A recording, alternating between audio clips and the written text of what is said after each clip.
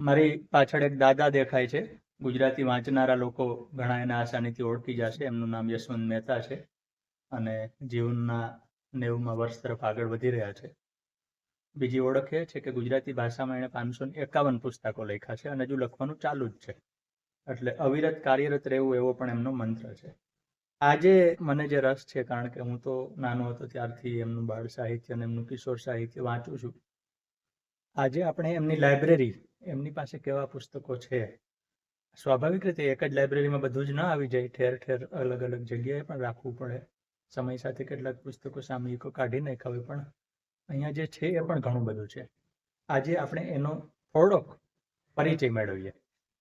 પહેલી વાત એ કે નાનપણથી વાંચનનો બહુ શોખ હતો. એની વિગતમાં નહીં જઈએ, પણ એક જ ઘટના કહી દઉં કે વિરમગામમાં જયારે હું 5મા ધોરણમાં હતો અને ટાવર લાઇબ્રેરીમાંથી સ્કૂલેથી આવતા જે કંઈ હાથમાં ચડે એ પુસ્તક ખેંચી લાવતો. એક પુસ્તક ખેંચી લાવ્યો ત્યારે મારા મોટા ભાઈ એની સાથે હું રહેતો હતો ત્યાં, એ શિક્ષક હતા. એને પૂછ્યું શું લાવ્યા છે? એટલે મેં કીધું આ લાવ્યો. એમણે જોયું યૌવન ભાગ 2, લેખક પંદરલાલ પટેલ. એટલે કે પહેલો ભાગ વાંચ્યો છે? કીધું ના, જે હાથ ચડ્યો તે લઈ આવ્યો. અને 12 વર્ષનો છોકરો તારે યૌવન વાંચી શું કરું છું કે પણ વાંચનનો આવો ગાંડો શોખ હતો. મને ખ્યાલ છે કે 2 વર્ષ જે હું વિરમગામ રહ્યો, 4થી 5 ત્યાં પડે, ટાવર લાઇબ્રેરીમાંથી સેંકડો પુસ્તકો વાંચ્યા. અને અમદાવાદ આવ્યા પછી તે જેવો હું પેરિસ બ્રિજમાં ભાષણ તરફ રહેવા આવ્યો, દોડીને જતો જે લાઇબ્રેરી સુધી. અને જયારે શાહપુર રહેવા ગયા 8મા ધોરણથી, પછી તો કોલેજના પહેલા બીજા વર્ષ સુધી ગુજરાત વિદ્યાપીઠનું ગાંધી ગ્રંથાલય, મહાત્મા ગાંધી ગ્રંથાલય, એ મારો શનિ રવિવારનો હતો. ઘણી વાર તો સાંજે લાઇબ્રેરી બંધ કરવાની થાય ત્યારે પછી એનો જે ચોકીદાર હોય કે બંધ કરનાર હોય, એ ફોટાવાળો હોય કે હવે ઉઠો, અત્યારે ઉઠી. અને એના પરિણામે મળ્યા. પરિણામ એવા મળ્યા કે ધોરણ 9, 10 ને 11 તો મેં હસ્તલિખિત માસિક ચલાવ્યો. ઘણી ખરી શાળાઓમાં, કોલેજોમાં વાર્ષિક હોય અને હવે તો છાપવાની સગવડ થઈ, પણ મેં હસ્તલિખિત માસિક ચલાવ્યું. 3 વર્ષ કલ્પના કરો. મારી સાથે હતા જુડમલ પરમાજી, પછી ત્યાં ભવનની કોલેજો, ડાકોરની ત્યાં પ્રોફેસર વગેરે વગેરે. હેમંત દેસાઈ પણ મારી સાથે હતા. પણ હું તંત્રી, એટલે એ જે લાભ મળ્યો અને એ વાંચનને પરિણામે હજુ 10મા ધોરણમાં હતો, વહેલી વાર્તા પણ સ્ત્રી જીવનમાં છુપાણી. અને પછી તમે જાણો છો, કદાચ ઘણા ખરા મારી વિશે જાણતા હશો, ઘણી વખત આવી છે મારા વિશે, એ ગુજરાત વાંચનમાં જોડાવાનું બન્યું. અને કામને શીખ્યો એવી રીતે. તો લખતા લઈયો થાય, એ કહેવત પ્રમાણે લખતા લખતા લેખક બની ગયો. એ લીલાવતી મુનશીએ લખેલું છે. લીલાવતી મુનશીનું નામ આજે ભાગ્યજી જાણતું હશે.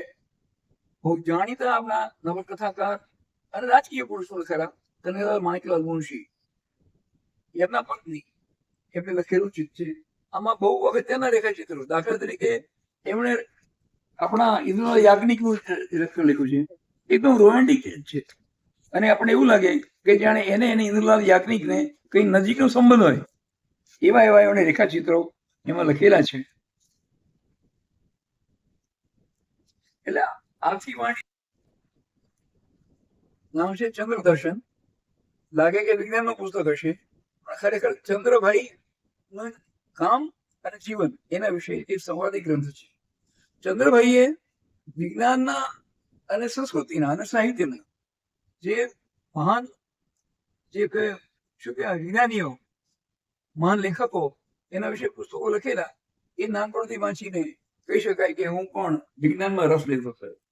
ચંદ્રભાઈ ભટ્ટ, ચ.કા. ભટ્ટ, ચંદ્રકાંત કાળીદાસ, એ મહાભારતમાં આ ધર્મની વાત છે. જયારે એમણે મહાભારત અને વિષ્ણુ પિતામાં જયારે શરશૈયા ઉપર સૂતા હતા, ત્યારે યુધિષ્ઠર અને બીજા બધા એના જુવાનિયાઓને બોલાવી એને રાજધર્મનો ઉપદેશ આપેલો.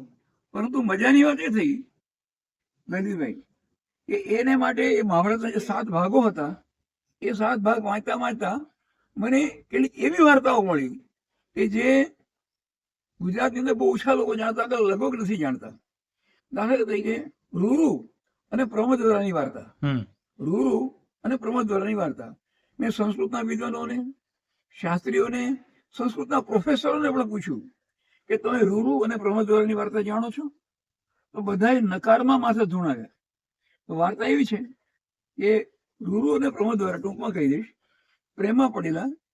એટલે પ્રમોદવરા, પ્રમોદામાં વરા એટલે ઉત્તમ નારી, એ ખુશી થઈ ગઈ કે હવે હું મારા પ્રેમીને મળીશ, અને નાચતી ગાતી ફરવા લાગી. આ તો આશ્રમ જીવન હતું, આજુબાજુ વન વગડા હતા, તો એને એક સાપ કરડી ગયો અને મરી ગઈ.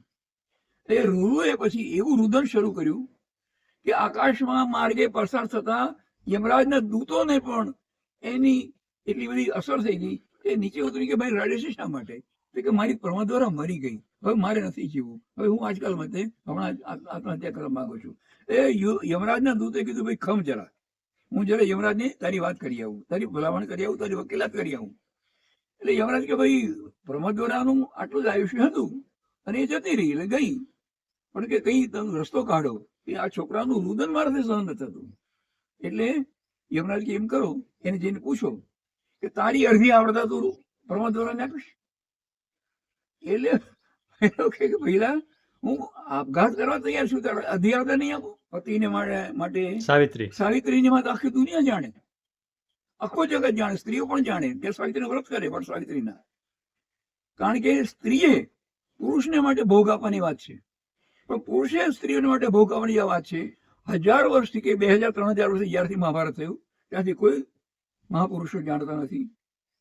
અને મેં લખી, અને એવી એવી કથાઓ એની અંદર મેં શોધી અને એક આખી શ્રેણી ચલાવી, મહાભારતની ઉપકથાઓ. દુર્ભાગ્ય એ છે કે એને પણ કોઈ વિવેચકો તો મળ્યા જ નથી, બજાર પણ નથી મળ્યું, કારણ કે એની અંદર મેં દરેક વાર્તાનું સોશિયોલોજીકલ પોઈન્ટ ઓફ વ્યૂથી, સમાજશાસ્ત્રીય પોઈન્ટ ઓફ વ્યૂથી આવું પૃથ્થકરણ કર્યું છે. આ વાર્તાની આગળ દાખલે કે પછી હું કહું છું કે તમે બધા સાવિત્રીની કથા જાણો છો, 57 સાવિત્રીની કથા જાણો છો, આ કથા નથી જાણતા, કારણ કે આ પુરુષેથી કાપવાની વાત છે. આ તો તમારો પુરુષ ટૂંકમાં. હવે એ જે મહાભારતના 7 ભાગો છે, તો કહો છો ને અરે આવી તો હજારો વાતો છે દોસ્ત. મહાભારતના 7 ભાગની વાત અદભુત છે. એક સમયે હું 60ના દાયકાની શરૂઆતમાં અખંડ આનંદને માટે અનુવાદનનું કામ કરતો હતો. પાનાના 3.5 રૂપિયા મળતા હતા, પણ એવું તો હું ઘરબાર વગરનો હતો. 3.5 રૂપિયા પાના મળે, મહિને દાડે 20-25 રૂપિયા મળી જાય, એ ઘણા હતા. કારણ કે 30 રૂપિયામાં તો 30 દિવસની લોજની કૂપન મળતી હતી, 30. એથી આગળની વાત કરું છું. હું જે અનુવાદ કરતો અખંડાનંદ માટે, એને માટે એના જે મેનેજિંગ ટ્રસ્ટી હતા મનુભાઈ સુબેદાર, એ મુંબઈથી દૈનિકો હોય, સામયિકો હોય, એમાં માર્કિંગ કરી અને અમદાવાદ મોકલતા, અને મારે એના અનુવાદ કરવાના હોય. તો એ સમયે જવાહરલાલ નહેરુએ કોઈ એક મહાભારત મહાસમિતિની બેઠકમાં સરસ પ્રવચન કરેલું અને એમણે એ લખી મોકલ્યું. મહાભારત કોંગ્રેસ સમિતિ મળે ડિસેમ્બર અંતમાં, 24, 25, 26 તારીખ જનરલી હોય, અને અમે અખંડાનંદ છે ને મહિનાના છેલ્લા તારીખે અનિવાર્યપણે પ્રકટ કરતા હતા. એટલે 2 દિવસ હતા અમારી પાસે, અને લગભગ ટાઈમ્સ ઓફ ઇન્ડિયાના અડધા-પોણા પાના જેટલું નહેરુજીનું પ્રવચન હતું. એટલે મને ત્રિભુવન કાકા કે આને રાતોરાત અનુવાદ કરી આપ, ત્રિભુવનદાસ ઠક્કર એનું નામ. એટલે મેં રાતોરાત કરી આપ્યું. એટલા બધા ખુશ થઈ ગયા, કારણ કે પછી છેલ્લી તારીખ સુધીમાં અમે અખંડ આનંદ પ્રગટ કરી પણ શક્યા. સમજ્યા? એટલે કે આના જે 3-4 પાના થયા છે એને તને મળે તો 7-15 રૂપિયા મળે, પણ આપણે 7 ભાગ મહાભારતના પ્રગટ કર્યા છે, અને મારે તને ભેટ આપવા છે. કારણ કે તને લેખક બનવાની તમન્ના છે ને, એવું તો હું તો મિત્ર 21-22 વર્ષનો, તને લેખક બનવાની તમન્ના છે ને, આ દેશમાં જેને લેખક બનવું હોય એને મહાભારત તો વાંચ્યું હોવું જોઈએ. આ 7 ભાગ હું તને ભેટ આપું છું. અને દોસ્તો એ 7 ભાગ મને અનેક વાર અનેક રીતે ઉપયોગી બન્યા છે. અને ફરી વાર મહાભારતની ઉપકથાઓ મારી લગભગ 550 પાનાનું પુસ્તક છે, મોટું બધું. અહીંયા ક્યાંક જોવા મળે તો મહાભારતની ઉપકથાઓ. હા, એટલે આ બધું યશવંત મહેતાનું સર્જન છે, જાત જાતના પુસ્તકો છે. પછી આ છે એમણે જેમને વાંચ્યા છે, જેમને વાંચે છે, એ છે જેમ કે આ મેઘાણી છે. મેઘાણીના સમગ્ર સંપૂર્ણ છે, અને મુનશી સંપૂર્ણ છે, તમામ સર્જનો છે જૂના, જેમ કે સંપૂર્ણ, કારણ કે મારા દરિયાપારના બારવટિયા, આ જૂના પૂઠા છે જે આજે જોવા મુશ્કેલ છે. તુલસી ક્યારો તો આપણે જાણીએ જ છીએ, સોરઠી, બહારવટિયા, સોરઠી ગીત કથાઓ લોક સાહિત્યમાં ઋતુ લગભગ સંપૂર્ણ મેઘાણી છે. જુઓ આનું નામ વાંચો, મહમૂદ ગઝની. કોણ છે? યશોધર મહેતા. પછી આ છે દિલીપ રાણપુરા, આપણા એક જમાનાના બહુ મોટા લેખક અને જેમના પણ બધા જ પુસ્તકો છે. પછી અહીંયા યશોધર મહેતાના બધા જ પુસ્તકો છે. પછી બાલાશંકર કંથારિયાનો આ ગ્રંથ છે. ગુજરાત જે શિરે તારે જગતનો નાથ તે. ગુજરાતી ભાષાના પ્રથમ ગઝલકાર. ગઝલકાર. તો એમનો આ અભ્યાસ લેખ છે, એમના વિશેનો અભ્યાસનું પુસ્તક છે અને ખાસું મોટું છે. 1971માં આવેલું છે, પણ કિંમત 15 રૂપિયા જ છે. એટલે 15 રૂપિયા આપણને અમદાવાદમાં આજે 15 રૂપિયાનું મૂલ્ય કેટલું છે એ જાણીએ છીએ. અને પુસ્તક છે 750 પાનાનું. તો મને એમ લાગે છે કે કોઈને બાલાશંકર કંથારિયા વિશે કંઈ જાણવું હોય તો આ પુસ્તકની બહાર હોય એવી શક્યતા ઓછી છે. ગુજરાતી લોક સાહિત્ય માળા એવું પુસ્તક છે, એટલે આપણને એમ થાય કે લોક સાહિત્ય વિશે સંશોધન કરવું છે ને આપણી પાસે જાણકારી નથી, તો આ પુસ્તક છે લોક સાહિત્ય માળા છે, જે આપણને એની થોડીક માહિતી ઉપર છેલ્લી આપી શકે. હવે આજે તો એવું છે કે આપણને કોઈ પણ શહેર વિશે માહિતી જોતી હોય તો ગૂગલ ઉપર આસાનીથી ઉપલબ્ધ છે, પણ આ નગરયાત્રા નામનું પુસ્તક છે એ દેશના એ વખતે જે મોટા શહેરો હતા એ બધાનો પરિચય આપે છે અને સચિત્ર પણ છે. એટલે ત્યારે જ્યારે કોઈ માધ્યમ નહોતું આપણા સુધી પહોંચવાનું, એની વિગતો છે. અલ્હાબાદ છે, દહેરાદૂન છે, તિરુચિરાપલ્લી છે અને જરૂર પડે ત્યાં ફોટા આપેલા છે, કોટા છે. એટલે લોકોને ખબર પડે કે આ શહેર કેવું છે અને કલરફુલ પણ છે. જેમ કે કલકત્તા આપણું પાટનગર હતું તો એની માહિતી પણ છે. આજે આ પુસ્તક આપણને કદાચ બહુ મહત્વનું ન લાગે, કારણ કે હવે આપણને બધી જ માહિતી મળી જાય છે, પણ આ ત્યારે આવેલું છે કે જ્યારે આવી કોઈ માહિતી ક્યાંય સરળતાથી કે મુશ્કેલીથી મળવી અઘરી હતી. મનુસ્મૃતિ પણ છે. મનુસ્મૃતિ પણ છે, પંચતંત્ર છે, રજનીકુમાર પંડ્યાનું છે, ધૂમકેતુ છે, લેનિનની પ્રસંગ કથાઓ છે, મહાભારતની જે એમણે વાત કરી શરૂઆતમાં એ સૌથી ઉપર છે. બીજા ઉપર પણ કેટલાક છે, જેમ કે સૌરાષ્ટ્રનો ઇતિહાસ શંભુપ્રસાદ દેસાઈનો છે, એનું કવર જોઈને આપણને ખબર પડે. પછી જવાહરલાલ નહેરુનું છે, બાજુમાં મારા હિન્દનું દર્શન છે, જેમનો પણ અનુવાદ મણિભાઈ દેસાઈએ કરેલો હોવો જોઈએ.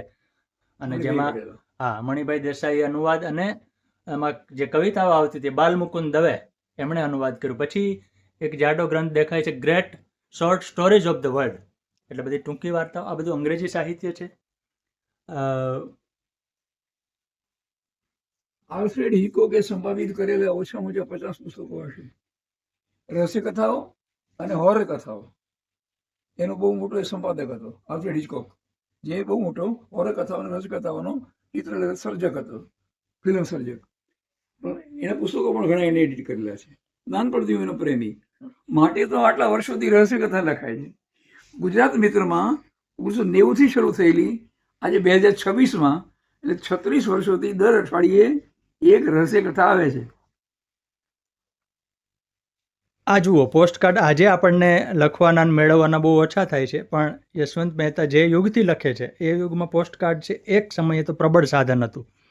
એટલે એમની પાસે પોસ્ટકાર્ડ પણ છે. આ ફરતું એમનું ટેબલ છે. આજે હું મિત્રો આજે હું આપણું 105 વર્ષ જૂનું સામયિક નવચેતન એનો સંપાદક છું, અને એમાં છપાવવાને માટે મિત્રો જે કંઈ કૃતિઓ મોકલે એ કૃતિનો એક જ રાતમાં વાંચી અને હું આ પોસ્ટકાર્ડ દ્વારા જવાબ આપું છું.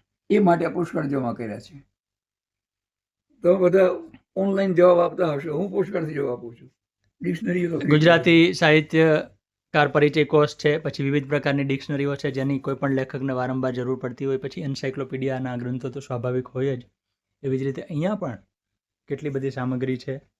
પહેલી બાજુ પણ છે, સામયિકો છે, અહીંયા એમના પુસ્તકો છે, જેમ કે 7 સમંદર પાર, બરાબર છે. પછી કરુણા, વિજ્ઞાનની સાચી સાહસ કથાઓ, પછી વાત વાતમાં વિજ્ઞાન, એવા કેટલા બધા એમના પુસ્તકો છે. એમના ઉપર લખાયેલા છે, એમણે લખેલા છે અને સૌથી વધુ એમણે વાંચેલા છે. કારણ કે કોઈ પણ લેખક લાંબો સમય તો જ ટકી શકે કે જો એમણે સતત વાંચવું હોય, અને જૂનું પણ વાંચે, નવું પણ વાંચે, બધું જ વાંચે. લલિતભાઈ આ બહુ મોટા નહીં, મોટા એવા અખાડાની મુલાકાતે આવવા માટે આભાર. અને ખૂબ સંતોષ છે. હમણાં સાહિત્ય અકાદમી ગુજરાતે પણ મારો ઇન્ટરવ્યુ કરેલો.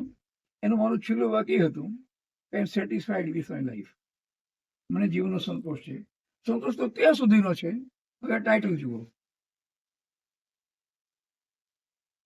આ અંગ્રેજી નવલકથા છે અને એ 10 વર્ષની છોકરી લખેલી છે.